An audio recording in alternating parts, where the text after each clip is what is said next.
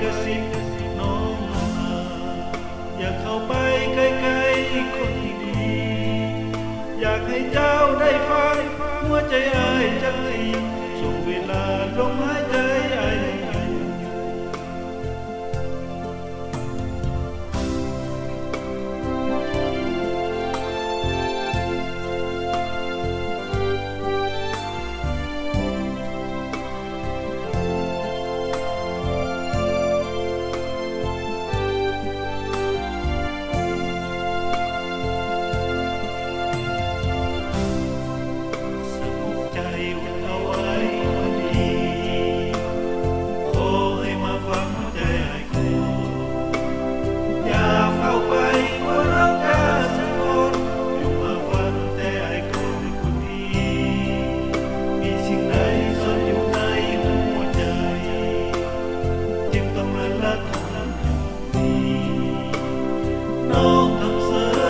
ว่ามีใหญ่ดี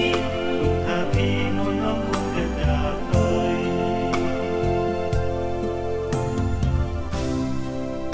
อ้ายเคยว่าหักน้องอยู่อ้ายเคยว่าหักคนดีแต่เป็นยังน้องเสยกับอ้ายทุกทีอ้ายจึงจำทนคงซ้ำอย่างนี้อยากเข้าไปกระซิบน้องอยากเข้าไปใกล้ๆคนดีอยากให้เจ้าได้ฟังหัวใจอ้ายจังทีทุกเวลาลมหายใจอ้าย